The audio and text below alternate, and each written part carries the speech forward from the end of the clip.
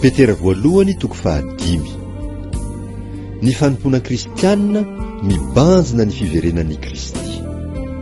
Petera voalohany toko 5, ny andininy voalohany hatramin'ny 9. Koa ny amin'ny loholona izay eo aminareo, izaho izay namany loholona sy vavolombelon'ny fijalian'i Kristy, ary mpiombina ny voninahitra efa hasehoko, dia mananatra azy hoe andraso ny ondrin'Andriamanitra izay eo aminareo, mitandrina azy tsy antery fa amin'ny sitrapo araka an'Andriamanitra, tsy amin'ny fitiavana arena maloto fa amin'ny zotom-panahy, tsy ho mpanjakazaka amin'ny anjara fiandrasana fa ho fianaran'ny ondry.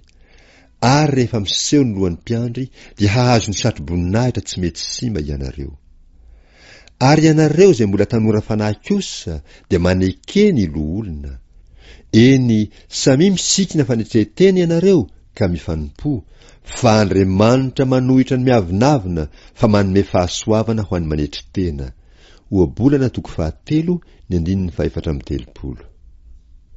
Koa amin'izany manetrety tena ambanin'ny tana maherin'Andriamanitra mba hanandratana ianareo amin'ny fotoan'andro, ary apetrao aminy ny fanahianareo rehetra fa izy no miahy ianareo. Salamo 5:20, ny andininy 2:20. Maonona tena, miambena, fa ny devoly fahavalinareo mandehandeha tahaka ny liona mierina mitady izay harapany. Toero izy ka miorena tsara amin'ny finoana ianareo, satria fantatrareo fa izany fahorian'izany dia manjo ny rahalahinareo rehetra eran'izao tontolo izao. Famaranana. Petera voalohany toko 5, ny andininy 10 hatramin'ny 14. Ary Andriamanitra ny fahasoavana rehetra, izay efa niantso anareo ho any amin'ny voninahiny mandrakizay ao amin'ny Kristy, rehefa niaritra fahoriana vetivety ianareo, dia izy no hahatanteraka sy hampiorina ary hampitoetra anareo. Ho azy anie ny fanjakana mandrakizay. Amen. Efa manoratra teny fohifohy aminareo aho, hampitondraina ny Silasy, izay ataoko ho rahalahy mahatoky, dia mananatra anareo aho, ka manambara fa izany no tena fahasoavan'Andriamanitra. Tomoera tsara amin'izany ianareo. Zay any Babilôna, voafidy ho namanareo, manao velomanareo, ary marika zanako koa. Mifanaova veloma amin'ny fanoroam-pitiavana.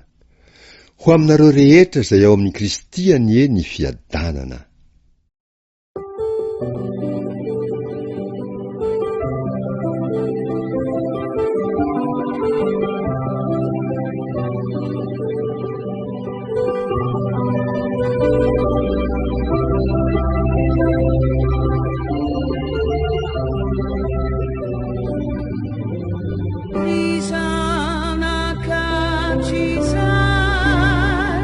Ilai tukani